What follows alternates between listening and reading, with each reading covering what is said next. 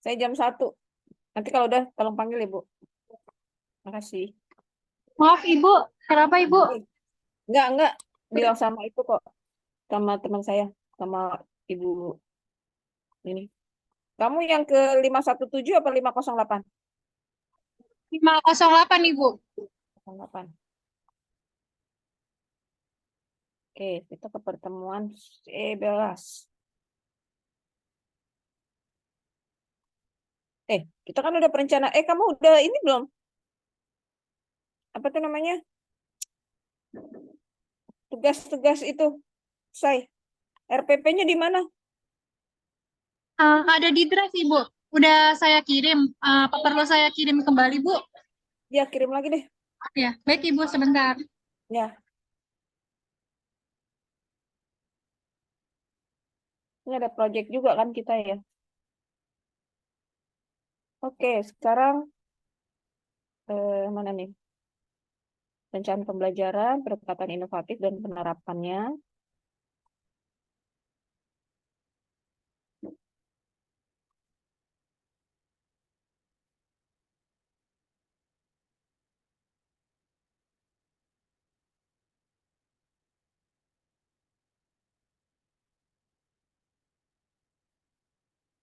Nah, ini udah lama nih content teaching. Nah, ya, terima kasih ya, Leskia. Nah, di sini, eh,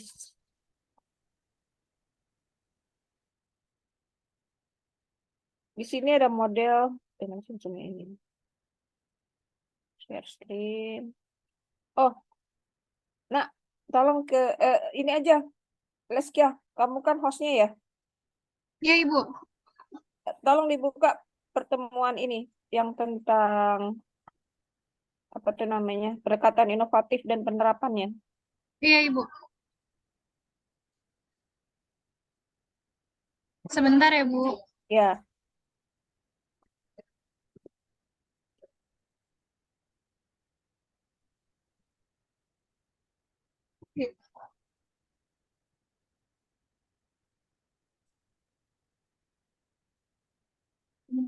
Sudah terlihat Bu?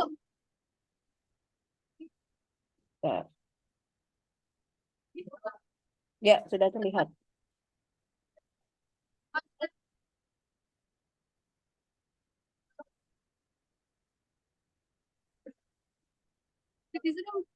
Ya, kalau aku masih di situ tolong.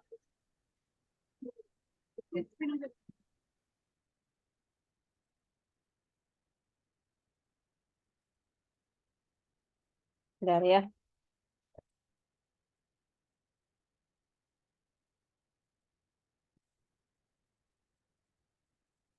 Dan mau cari contohnya.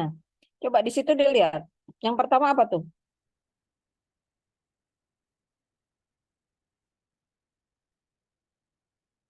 Hmm? Yang pertama model pembelajaran apa di situ? Oh, di sini dong sayang pendekatan inovatif diceklek tuh. Di bawahnya perencanaan pembelajaran. Diceklek. Ya, Maaf diklik. Ibu, sepertinya ini saya gangguan jaringan. Jadi agak lama. Ya nggak apa-apa. Diklik coba.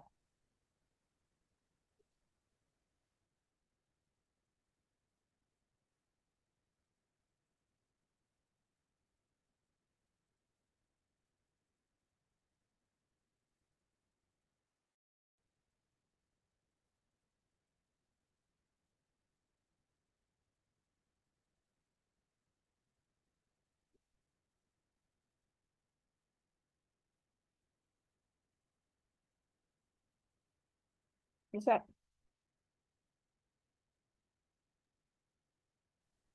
Sudah terlihat belum Bu?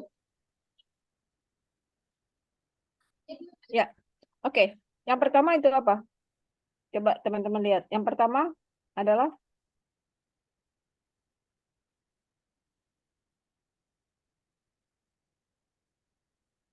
setelah mengikuti sesi perkuliahan, kamu akan dapat 1. Quantum teaching, active learning, cooperative learning, scientific learning, project based learning, problem based learning, integrated learning, dan e-learning. Ya, sekarang coba kita lihat satu-satu tentang apa namanya quantum learning. Diklik ke kanan lagi.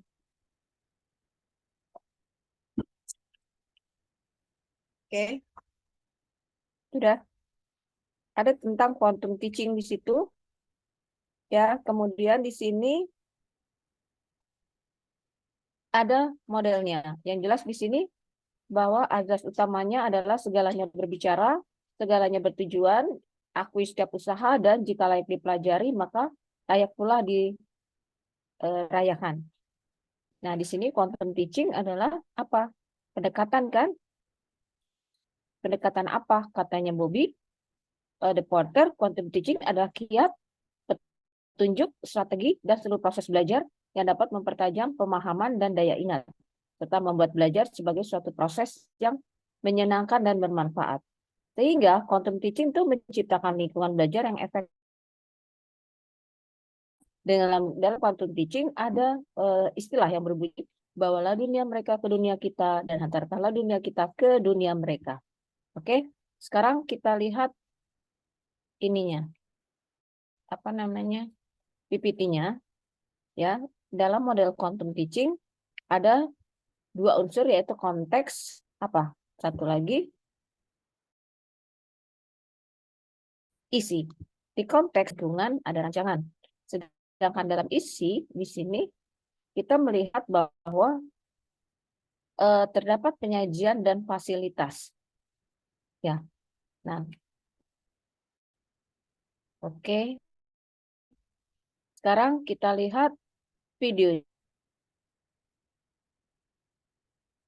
Ya. Kamu klik-klik itu dong. Azara, kalau sini deh, hostnya ke saya, Baik Ibu, sebelumnya maaf ya Bu. hostnya ke saya coba.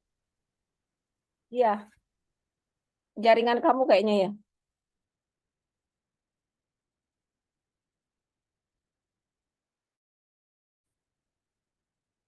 Jaringan kamu ya. Iya Ibu, jaringan saya Bu. Sudah Ibu. Ya, bisa di. Oke, jadi host. Kita share screen. Kita melihat tentang ini. Bikin lagi ke sini. Kita tonton.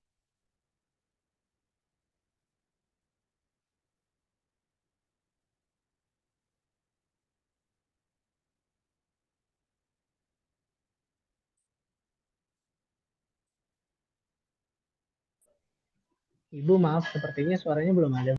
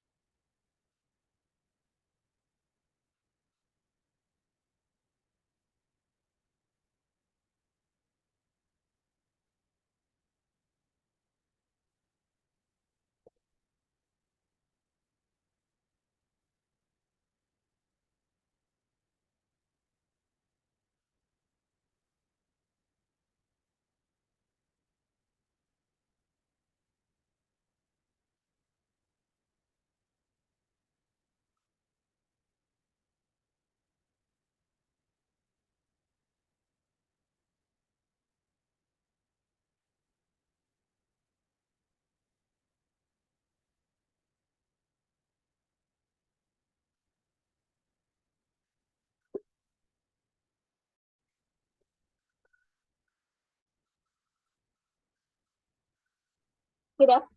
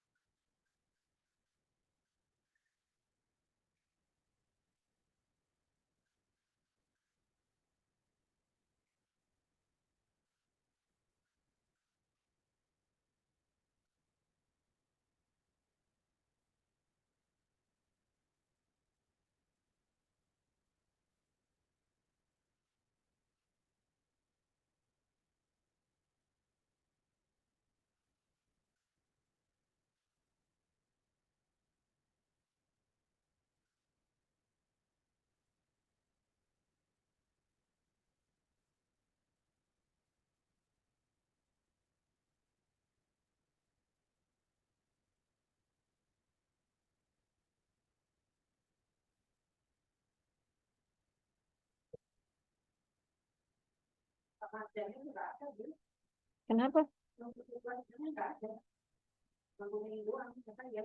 Oh, Marja kemana? Oh, oh, mm, boleh aja, nggak apa-apa. Ayo,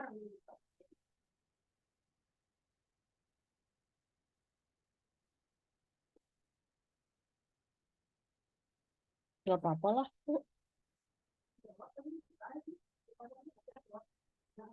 Mm.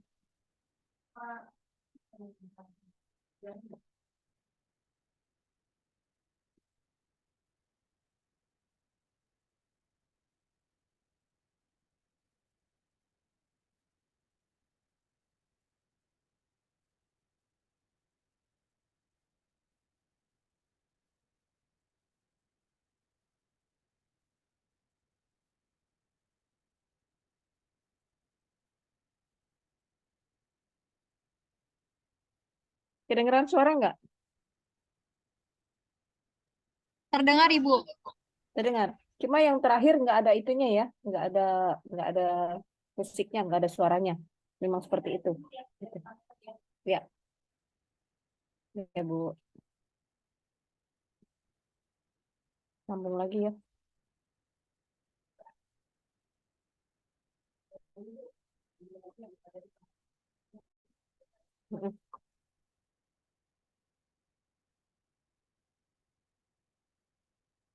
Mm-mm. Oke. Mm, mm, mm, mm.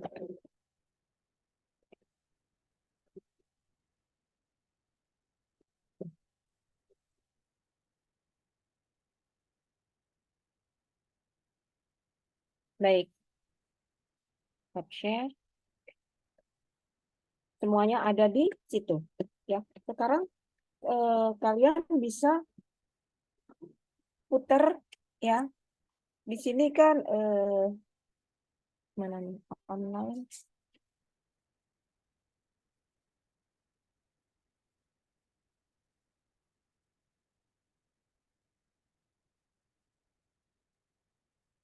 Sekarang kalian lihat ke LMS ya.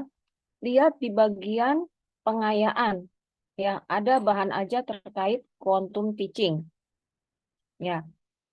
Nah, dari situ kemudian dalam kalian dalam kelompoknya coba mendiskusikan apa kelebihan dari quantum teaching. Kalian baca 10 menit, kalian mendiskusikan ya 15 menit, kemudian nanti saya tunjuk satu-satu. Bukan kelompok ya, saya tunjuknya satu-satu. Ya, baik. Terima kasih. Saya tunggu nih. Ini ini ribet banget ini. Tadi Zoom dengan fakultas, dengan guru, dengan mahasiswa. Nah,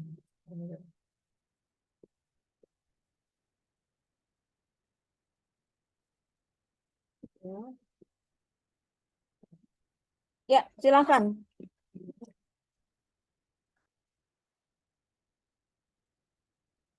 10 menit masing-masing membaca ya. Kemudian 15 menit cari kelebihan dari content teaching dalam pembelajaran.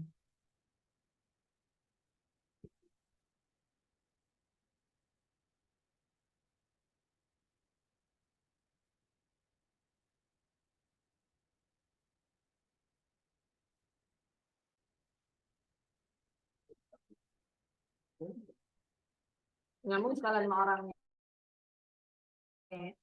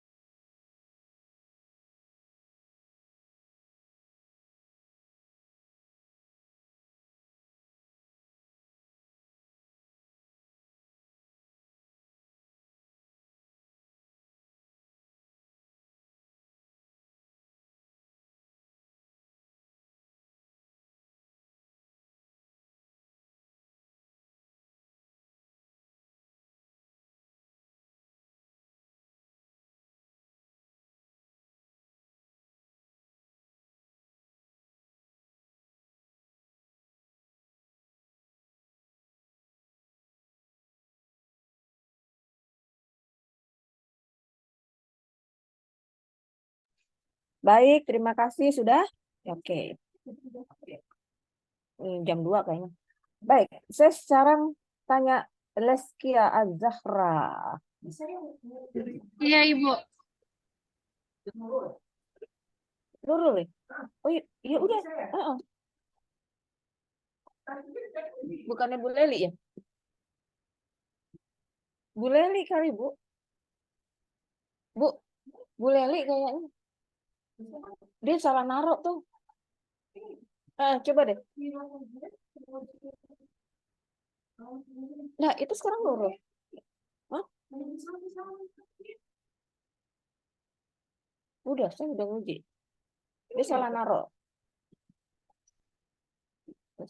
Bunda ini bukan? Iya, saya barusan uji. Udah uji? Udah. Tapi dapat nggak ininya? Enggak. Kenapa ada di salahnya ya? Ada aja. Orang yang itu juga anaknya, Bu. Yang urus-urus juga anaknya. Mm-mm. Ya, silakan Leskia. Ya, Ibu. Jadi menurut saya quantum teaching itu metode belajar di mana banyak interaksi antara guru dan siswa. Jadi di situ siswa itu sebagai subjek bukan sebagai objek. Karena tujuannya itu supaya kelasnya itu nggak bikin bosan.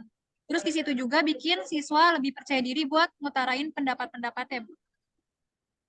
Oke. Saya tanya sekarang ke Arif Wicaksono. Silakan Arif. Iya, Bu. Ya. Iya, kalau apa namanya? Apa sih? Quantum teaching itu dia apa ya? Seluruh proses belajar yang mempertajam pemahaman daya ingat serta membuat belajar sebagai proses yang menyenangkan. Nah, di ada beberapa asas, ada 4 asas dalam quantum teaching. Eh, Pertama itu segalanya berbicara, jadi lingkungan kelas, bahasa tubuh, menyampaikan pesan gitu tentang belajar. Yang kedua, segalanya bertujuan. Pendidik lebih tahu apa tujuan mereka dari materi yang akan disampaikan. Yang ketiga, akui setiap usaha, menghargai usaha pendidik sekecil apapun. Yang keempat, jika lagi pelajari maka like keluar dirayakan. Terus ada 2 unsur quantum teaching, Bu. Pertama ada konteks, yaitu tentang latar untuk pengalaman. Unsur-unsur seperti lingkungan, suasana, landasan, dan rancangan. Yang kedua, isi. Begitu, Bu. Baik. Baik, terima kasih. Sekarang kita lihat yang kedua ya. Saya share screen lagi.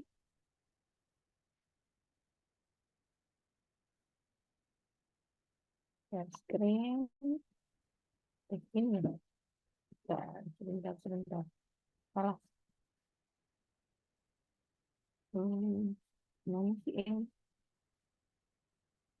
online tapi. Nah, saya balik lagi ke sini.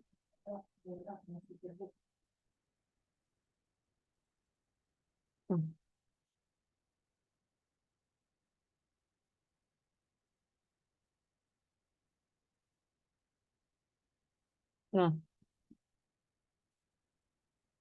yang kedua,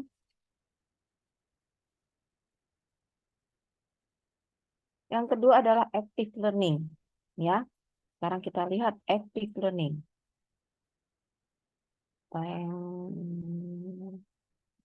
Nggak bisa. Oke.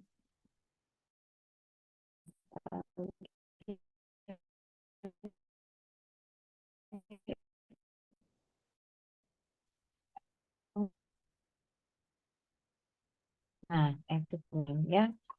Jadi di sini ada yaitu dalam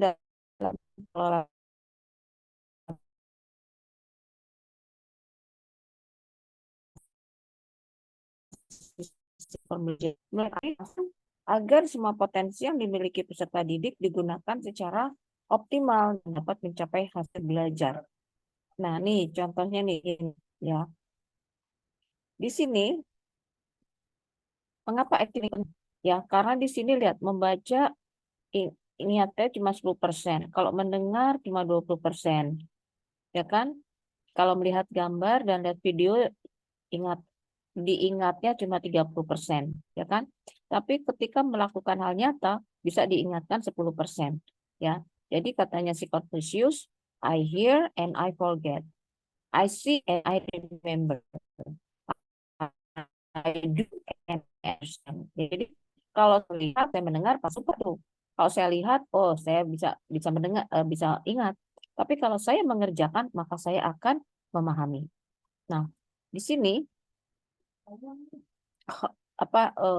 hukum belajar Thorndike ya yang mendasari dari active learning ada hukum belajar. Yang pertama adalah persiapan seseorang, yang kedua adanya ulangan,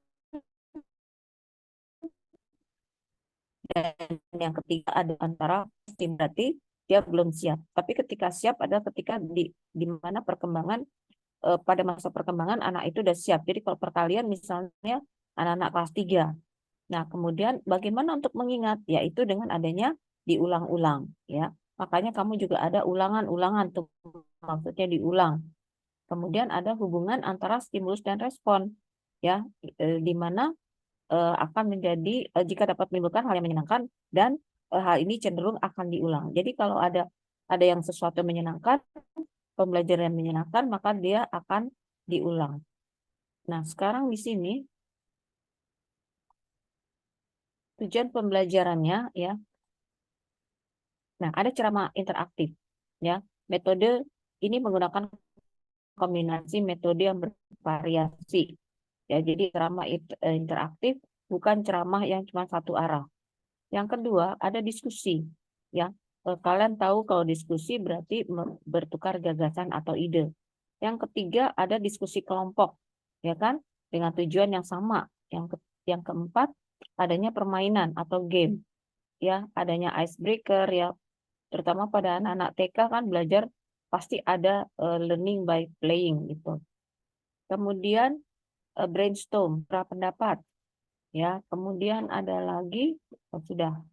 Jadi ada brainstorm, ada permainan, ada diskusi kelompok, ada diskusi, dan ada ceramah interaktif. Nah, sekarang kita lihat video tentang active learning classroom. Ya. Nanti saya cari dulu subtitlenya dalam bahasa Indonesia.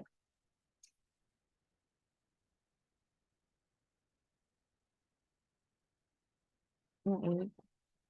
Ya. Is look at each of these areas since we're saying that appropriate time speaks them, right? Right time speaks. At times we teach the theory that goes along with high performance work groups. So students actually learn the theory and they have an opportunity to practice creating and making their own high performance work group. This classroom was a dream for me in that way. We talk about the fact that it's really important. Teachers sometimes generally have this persona of, I'm the teacher, you're the student, I know everything. Well, in this class, it was completely different. So conflict then, and one of the first things that I noticed when I was in the classroom was the position of the teacher's podium was right in the center of the classroom. Students have access to the teacher, and the teacher has access to the students to see what exactly is going on. Not having the front of the class means also that you don't have the back of the class, and you don't have a fixed place for the professor to sit. That moved me a little bit out of my comfort zone. I tried to stand in different parts of the classroom so that all of the students would be more physically close to me at one time or another. I think there was a little bit of a discomfort still for the students who are used to the more traditional, let me just go and hide and be quiet in the back of the class. I mean, there's no place to hide in this classroom. Everybody is engaged. Your team is assigned to explore.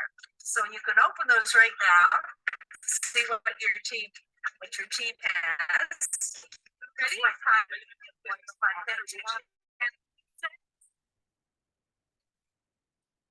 round tables have an amazing impact on the teams being able to face one another, to communicate, have good eye contact.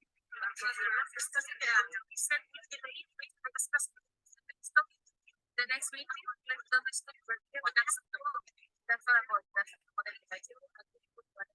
the round tables lead to discussion. They enable our interactions as a group, as a team. And also for me to be with them, I could be part of the team at any point to advise and guide them.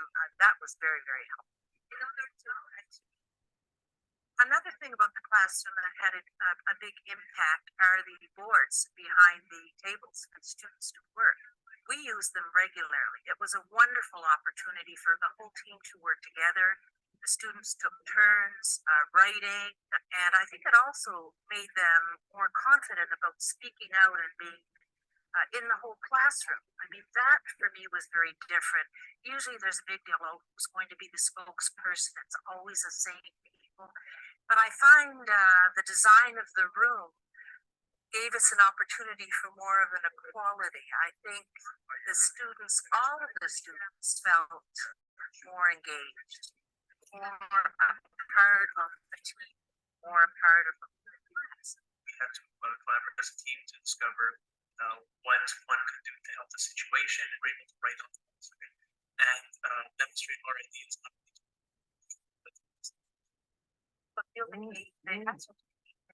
and for some teams, they were able to show the results on the screen. And since the laptops on the computer are full, down and see everybody.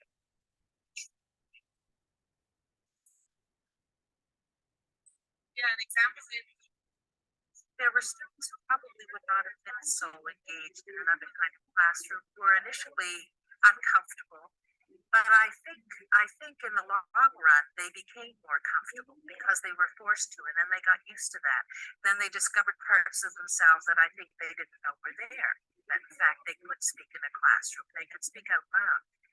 This person could possibly end up feeling very isolated because no one would work with them. That's a pretty powerful idea, Anne. You ever heard anybody say that? You've heard somebody say that? You do that? What do you say? Well, I say about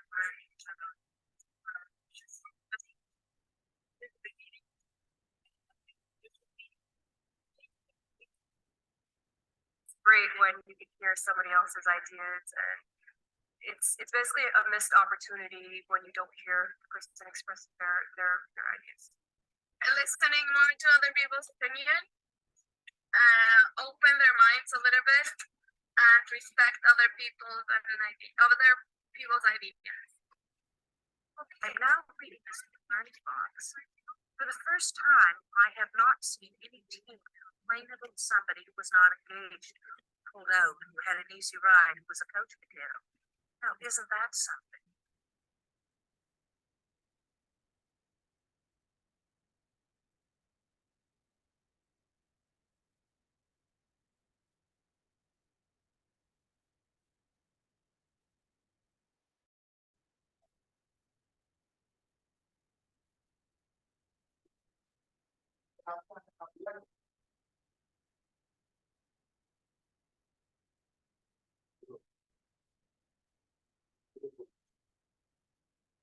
Sibuk.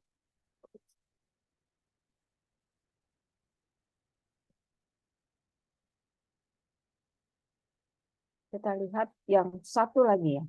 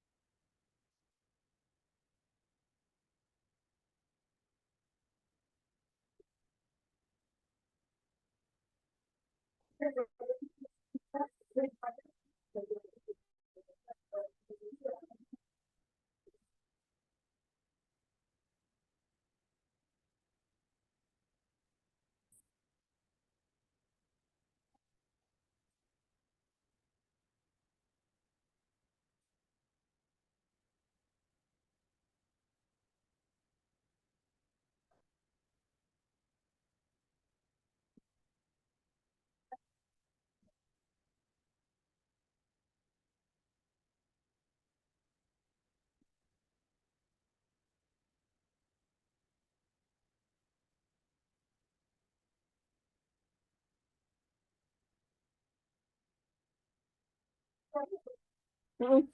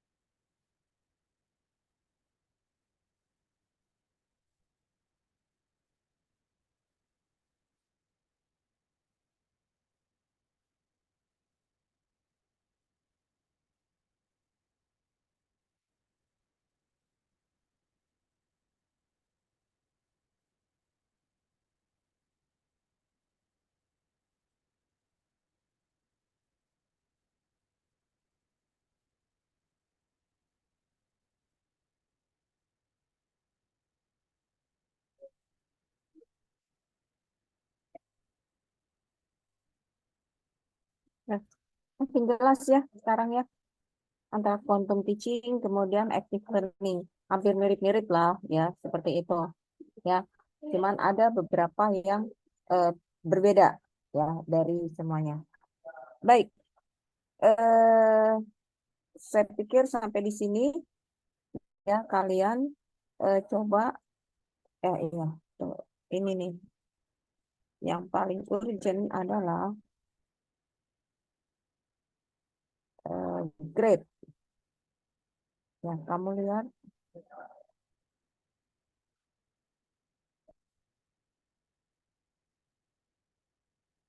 kita ke beranda.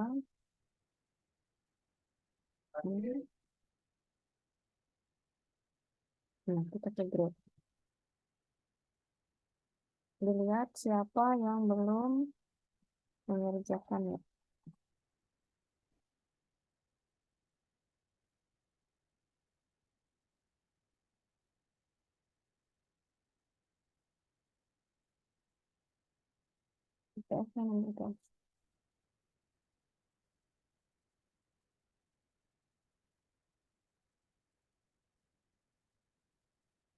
Oke, jadi semua ya. Alhamdulillah. Kalian udah ngerjakan semua ya. Kalian bisa apa sih? Ini pendekatan inovatif, oke kan baru ya. Kita baru sampai di sini. Oke. Ini Aura, ini siapa nih Aura nih?